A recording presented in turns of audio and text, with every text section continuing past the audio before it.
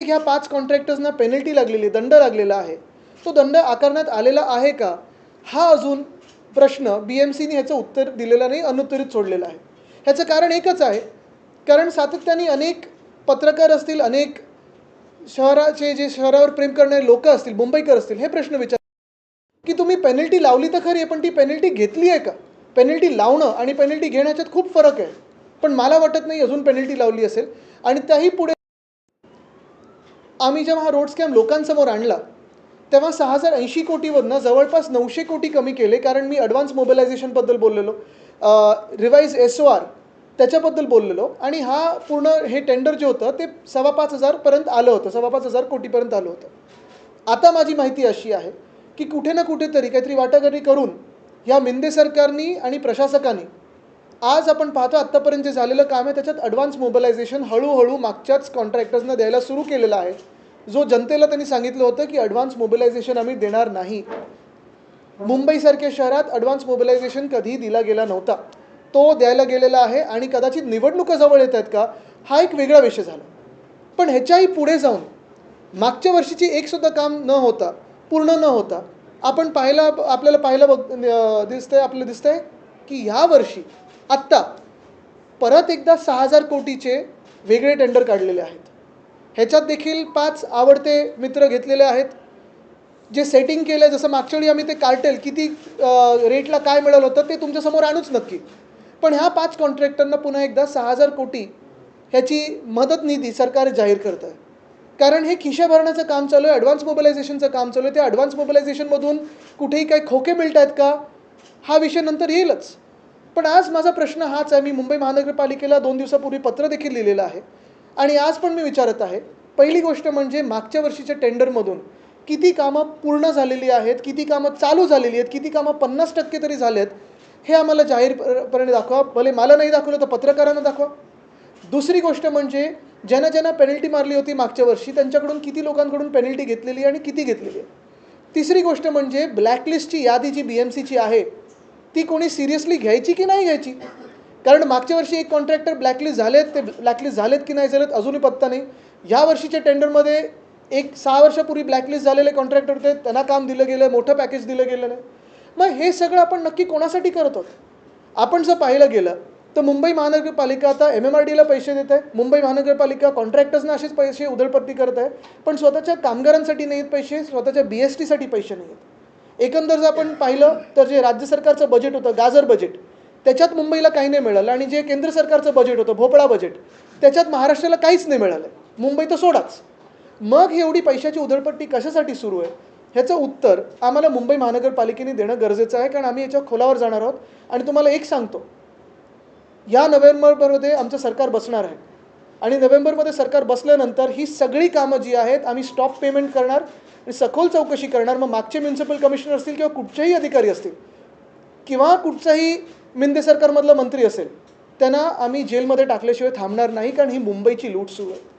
पर एका बाजूला मुंबईची ही लूट सुरू असताना दुसऱ्या बाजूला रस्त्यांच्याच माध्यमातून महाराष्ट्राची तर लूट अफाट सुरू आहे. आपण पाहत असाल मध्यंतरी अजून एक विषय आला होता, तो म्हणजे नॅशनल हायवे अथॉरिटी ऑफ इंडियाचा.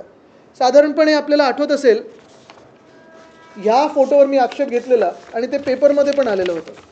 हे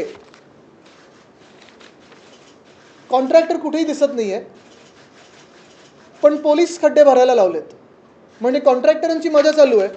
पाऊस पडला की जातील दुबई, सिंगापूर, कुठे त्यांना जायचे तिथे, पण पोलिसांना खड्डे भरायला लावतात. National highway authority of India, एरवी आपण पाहत असतो, आम्हाला मोठं मोठं यूट्यूब पॉडकास्टवर वगैरे ऐकायला येतं की आम्ही 2 मिनिटात एवढे किलोमीटर बनवतो, चंद्रापर्यंत रस्ते बनवणार, पाण्यातून रस्ते बनवणार, अमुक करणार तमुक करणार. मुद्दा असा आहे, मुंबई गोवा महामार्ग असेल, मुंबई नाशिक महामार्ग असेल, मुंबई अहमदाबाद महामार्ग असेल, हे तिन्ही रस्ते national highway authority of India म्हणजे केंद्र सरकारच्या अखत्यारीतले आहेत.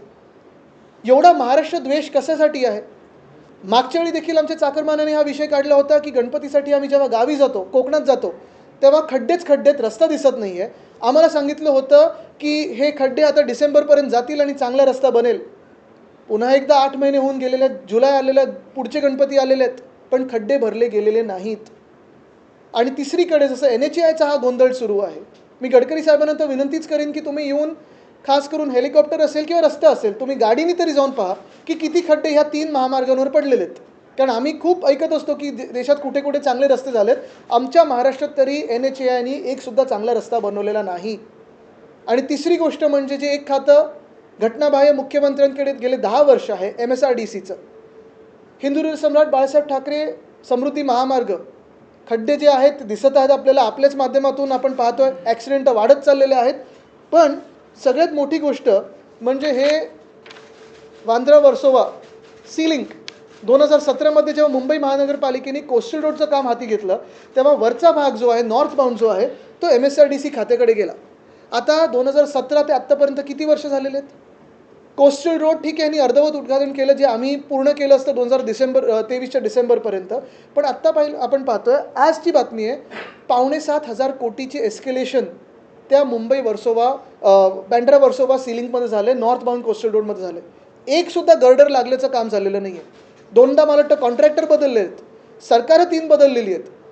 खातं मिंदे सरकारकडेच राहिलेलं आहे, घटनाबाह्य मुख्यमंत्र्यांकडेच राहिलेलं आहे. आणि एक वैशिष्ट्य असं आहे घटनाबाह्य मुख्यमंत्र्यांचं की त्यांच्या खात्यात जिथे जिथे मग रस्त्याची कामं असतील, महानगरपालिकेची कामं असतील, कुठचंही काम असेल, काम हो किंवा नको होते, एस्केलेशन 100% होतं आणि त्यांच्याच आवडत्या मित्रांना मिळतं. जसं नावडता महाराष्ट्र हे केंद्र सरकारच्या बजेटमध्ये होतं, तसं एक लाडका कॉन्ट्रॅक्टर हे स्कीम आता आपण पाहतोय गेले 2 वर्ष सुरू आहे. ही महाराष्ट्राची लूट चाललेली आहे. आणि मी तुम्हाला शब्द देतोय की येणारं सरकार आमचं आहे, महाविकास आघाडीचं आहे. आणि आमचं सरकार आल्यानंतर हे सगळे भ्रष्ट कॉन्ट्रॅक्टर असतील, सगळे अधिकारी असतील, कोणी मंत्री असेल, त्यांना आम्ही जेलमध्ये टाकल्याशिवाय राहणार नाही. प्रत्येक निवडणुकीच्या अगोदर अशा प्रकारची मुंबई महापालिकेत 6,000 कोटी रुपयांची नवीन रोड कॉन्ट्रॅक्ट देतात आणि तुम्ही म्हटलं की ॲडव्हान्स पैसे असे दिले जातात. ते पैसे काय निवडणुकीसाठी वापरतात? आता हे खोके धोके म्हणजे स्वतःसाठी खोके, जनतेला धोके हे दिसतंय. तर ते कशासाठी वापरले जातात माहीत नाही. पण एवढं मोठं कॉन्ट्रॅक्ट जर आपण पाहतोय, मागच्या वर्षीचं एक तरी कॉन्ट्रॅक्ट पूर्ण झालं का? मग कोणतरी भाजपचं बोलतं की नाही नाही हे कॉन्ट्रॅक्ट रद्द झालं पाहिजे, आम्ही कोर्टात जाऊ, तेवढं जाऊ. एवढं नाटक करण्यापेक्षा पक्षाचा पाठिंबा काढून घ्या मिंदे सरकारमधून. जसं तुम्ही महामार्गाचं सांगितलं, मुख्यमंत्रीपदी आल्यानंतर मुख्यमंत्र्यांनी सांगितलं होतं की मुंबई ही 2 वर्षात खड्डेमुक्त करणार. पण आता आपण परिस्थिती बघतो की वेगवेगळ्या मार्गावर खड्डे पाहायला नाही. काल मला वाटतं 1-2 ट्विटर हँडल्सनी पण ट्विट केलेलं आहे, मला वाटतं त्याच्यात आलं आहे सगळीकडे की नवीन झालेल्या रस्त्यांवर देखील आता खड्डे पडायला लागले. तुम्ही कोस्टल रोडचं बघा ना, तो एक जे 2 कनेक्टर्स आहेत हाजी अलीच्या तिथे देखील ते डांबर आता निघायला लागलेलं आहे. तो रस्ता तुम्हाला आठवत असेल, टर्मिनल 1चा पूल जो आहे 3 महिने बंद ठेवलेला. मग मी 2दा ट्विट केल्यानंतर त्यांना उघडायला लागला, कारण त्यांच्याकडे VIPकडे वेळच नव्हता उद्घाटन करायला.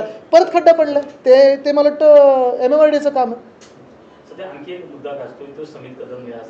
नाही मी त्याच्यात जाणार नाही. बघा नाही कृष्णजी, मी याच्यात जाणार नाही, कारण आज जो महत्त्वाचा विषय आहे तुम्ही पहा, ह्याच्यात कुठेही राजकीय विषय नाही आहे.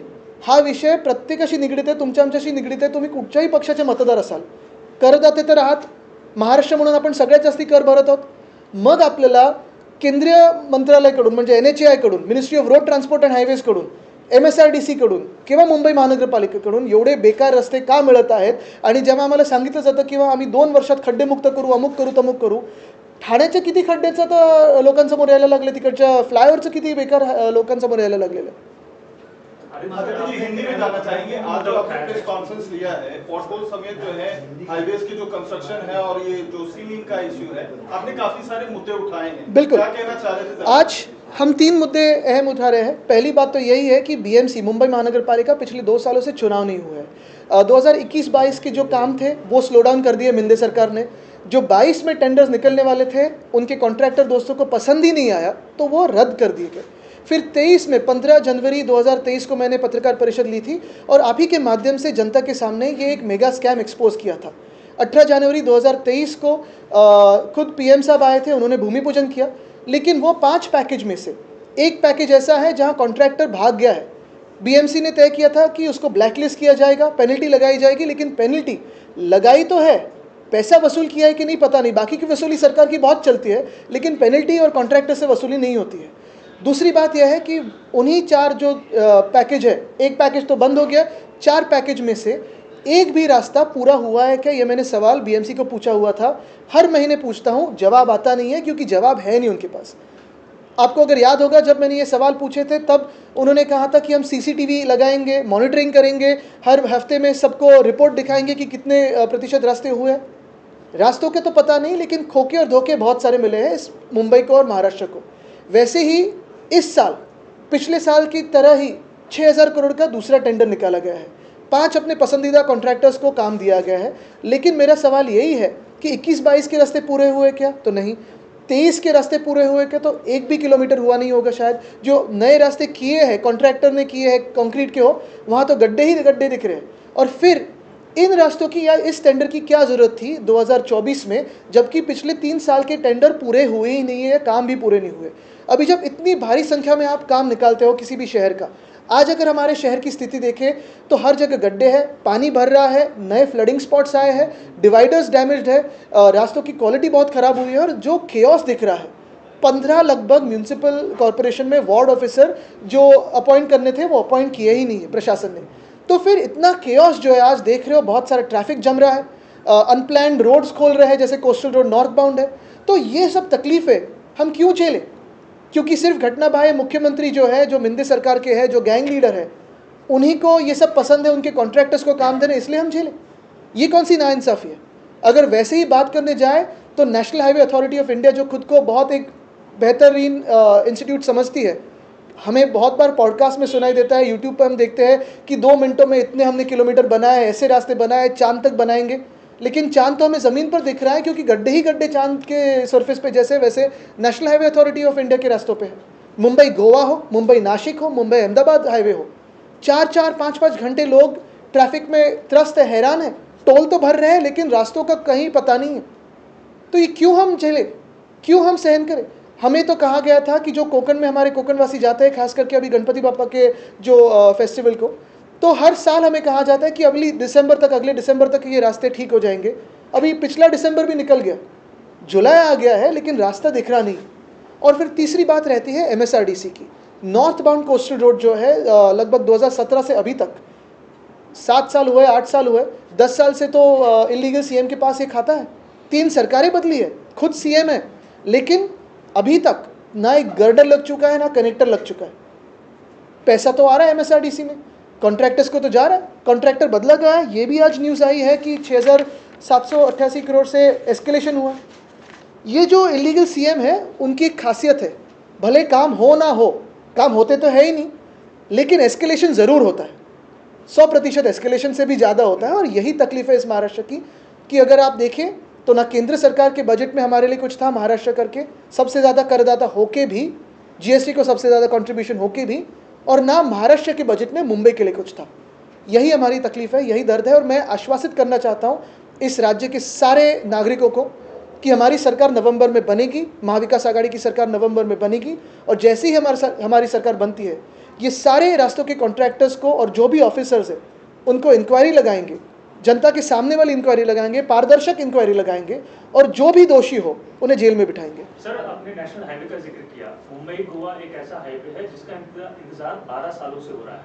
इस बीच 500 करोड़ के आसपास खर्च भी हो चला है, लेकिन अब तक कोई रिलीफ नहीं। बिल्कुल। और अभी तीसरे हाईवे के बारे में बात करें, कोस्टल रोड एक था, फिर ये मुंबई गोवा चल रहा है, फिर अभी बीच में एक और हाईवे प्रस्तावित किया है राज्य सरकार ने।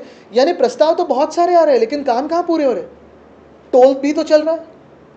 आदित्यजी, मुंबई पुणे किंवा ज्या काही नागरी समस्या आहेत त्या आपण बघतोय, पावसाळ्यात बघतोय, एकीकडे अशी परिस्थिती असली, पूर, रस्त्यांची अवस्था, प्रशासकाचा वचक नाही, दुसरीकडे निवडणुका देखील होत नाही, त्यामुळे कुठे ना कुठे वचक निवडणुका आता एकच दणका मला वाटतं ही महाराष्ट्राची जनता ह्या मिंदे सरकारला आणि भाजपला देणार आहे, कारण महाराष्ट्राची लूट कोणालाही बघवत नाही आहे। खरं तर आता एवढे विषय जमलेले आहेत की प्रत्येक अर्ध्या तासाने एक प्रेस कॉन्फरन्स घेतली तरी आचारसंहितेपर्यंत आपण पोहोचणार नाही। अजून 2-4 विषय आहेत, ते 2-3 दिवसात घेऊ आपण। आता उद्या मी पुण्यात चाललोय, कारण पुण्याची पण परिस्थिती अशीच खराब करून ठेवलेली आहे। कधी नाही तसं पाणी पुराचं तिथे जमायला लागले, तुंबायला लागलेलं आहे, तिथे मी पुण्याबद्दल बोलीनच। पण मला वाटतं हा विषय खूप महत्त्वाचा आहे, कारण आज तुम्ही बघताय कुठेही येणं जाणं पण एवढं कठीण झालेलं आहे। मग तुम्ही भले ट्रेनमधून जा, रिक्षातून जा, कुठे जा, ट्रेनचे तर ॲक्सिडेंट रोज होतात, पण मंत्री महोदय प्रभारी म्हणून आलेत। तर आज हा जो रस्त्यांचा विषय आहे, मी खरोखर आपल्याला सर्वांना विनंती करीन, कारण आपल्या सर्वांचा करदाता म्हणून पैसा या कॉन्ट्रॅक्टरच्या खिशात जातोय। पुढे त्याच्यातून खोके येत आहेत का, धोके येतात का, आपल्याला माहीत नाही, पण रस्ते तर होत नाही आहेत। सर, अनिल देशमुख जी ने आज एक प्रेस कॉन्फ्रेंस करके काफी गंभीर आरोप जो है देवेंद्र फडणवीस जी के ऊपर लगाया है। बोला है कि हमें एक बंदे के जरिए बार बार ये कहा जा रहा था कि आपके खिलाफ और उद्धव ठाकरे जी के खिलाफ एक FIR दर्ज की जाए, एफिडेविट डाली जाए। उसके बारे में आपका क्या कहना है? मैं किसी भी और विषय में नहीं जाने चाहता हूँ, क्योंकि आज एक दूसरा भी प्रश्न आया था पॉलिटिकल, लेकिन आज मुझे ये जो सवाल है या ये जो विषय है रास्तों का, वो लेना था, क्योंकि ये विषय हर एक मुंबईकर और हर एक महाराष्ट्र के नागरिक से जुड़ा हुआ है। आपसे जुड़ा हुआ है। लेकिन मैं खुद के बारे में सोच रहा ही नहीं हूँ, मैं महाराष्ट्र के बारे में सोच रहा हूँ। सर, आप जो ओपन लैंड है उसके ऊपर क्या हो रहा है वो भी एक सवाल है। नीति आयोग में मुख्यमंत्री ने कहा कि बीपीटी लैंड को चौपाटी करना चाहिए। एआई एयरपोर्ट अथॉरिटी इंडिया को भी सीएम ने लिखा है, अंधेरी में एक लैंड है जिसको रिक्लेमेशन के लैंड के बारे में क्या, वो क्यों ना चौपाटी बने? तो अदानी सिटी पे बाद में आएंगे, लेकिन आज रास्तों की स्थिति पे बात करेंगे। महाराष्ट्रामधील महिला असुरक्षित आहेत, मुंबई असेल, मुंबईच्या बाजूचे शहर आहेत, यामध्ये सुद्धा हा प्रश्न आहे. कुठेतरी कायद्याचा दहा राहिलेला नाहीये का? ह्याच्यावर पण खूप बोलायचं आहे, पण जसं मी सांगितलं की आज कुठेही दुसरं काही बोललो तर हा महत्त्वाचा विषय बाजूला राहील. ह्याच्यात महिला पुरुष अबालवृद्ध सगळे येतात, आणि रस्त्याचे खड्डे जे आहेत गाडीमध्ये, मग आता मला वाटतं सरकार नवीन स्कीम चालू करेल की तुम्ही NHAच्या कुठच्याही हायवेवर जा, टोल भरताना तुम्हाला लेपाची बाटली मुफ्त. सर, आपने दावा किया ठीक है.